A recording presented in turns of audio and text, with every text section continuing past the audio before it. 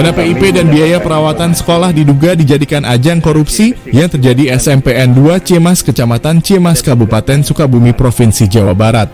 Patut disayangkan ada saja oknum guru dan kepala sekolah yang tidak amanah. Sekolah yang dimana tempat mendidik para generasi bangsa agar generasi penerus dibangun dan ditanam jiwa kejujuran, akhlak yang mulia, toleransi terhadap sesama dan dibangun sifat tanggung jawab dan budi pekerti, bahwa setiap warga negara berhak mendapat pendidikan yang layak, di mana peraturan pemerintah nomor 47 tahun 2008 pasal 12 ayat 3. Pemerintah mengupayakan agar setiap warga negara Indonesia usia belajar wajib mengikuti pendidikan. Pada hari ini Kamis tanggal 13 Juli 2023, Ampere Dhani, Wakil Ketua Sekjen LPI Tipikor bersama awak media mengkonfirmasi adanya pengaduan orang tua siswa-siswi SMPN 2 Cimas. Atang Wahyadi selaku kepala sekolah sangat disayangkan tidak ada di tempat. Kami tim awak media hendak konfirmasi terkait jumlah siswa di Dapodik dan jumlah bantuan program Indonesia Pintar yang diduga tidak diberikan dan jumlah penerima 23 dengan jumlah nilai Rp12.300.075.000 untuk siswa-siswi kurang mampu per tahun dari tahun 2020 sampai saat sekarang stagnan tidak berubah dan juga program Indonesia Pintar PIP.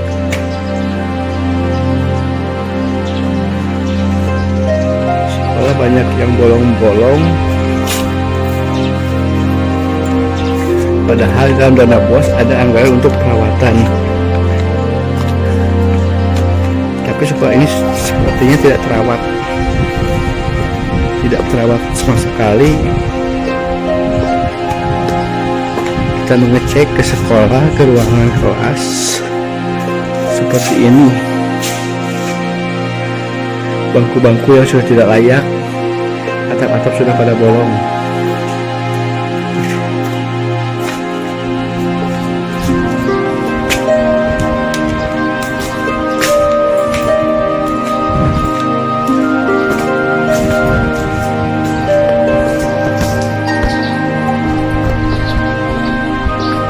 Kami tim media Kalapa TV ingin tahu ini ruangan PC ya.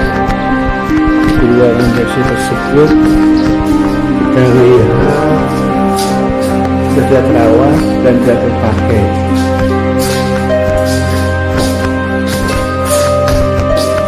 Ini masih bisa dipakai tapi tidak ada yang nomor pintu juga. Dari 4 PC satu yang bisa terpakai.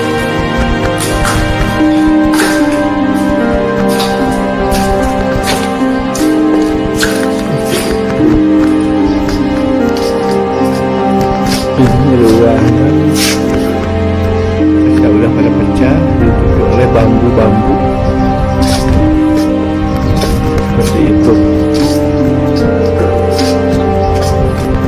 Buat kami jadi pertanyaan yang sangat menarik, apakah setiap dana BOS untuk perawatan itu tidak dilaksanakan, diterapkan, atau seperti apa? Pengakuan Wakil Kepala Sekolah menjawab Bapak Kepala Sekolah tidak ada di tempat, sedang ada kegiatan di luar. Dan semua pertanyaan dari LPI Tipikor bersama tim awak media mereka mengatakan tidak tahu karena ada bagian pengurusan untuk PIP. Terlihat ke seluruh ruangan-ruang kelas belajar siswa-siswi dan juga toilet sangat memprihatinkan.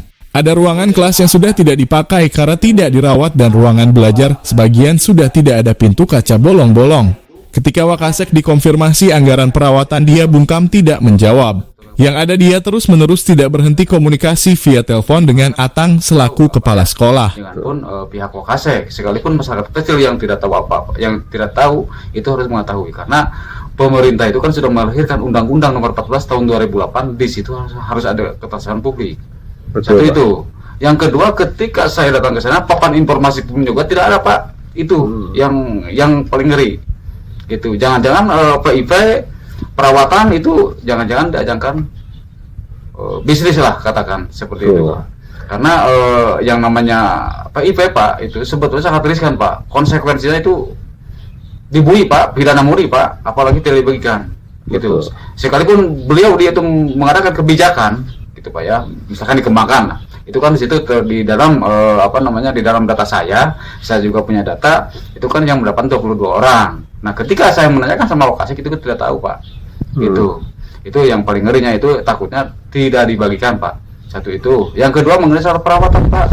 Itu bagaimana perawatan? Saya melihat mata sendiri. Contoh lah, salah satu contoh pintu WC, pintu ruangan, terus pada bolong-bolong. Itu bagaimana itu? Jangan-jangan mengenai masa itu tidak diinikan Pak, tidak dialokasikan biaya perawatan itu Pak.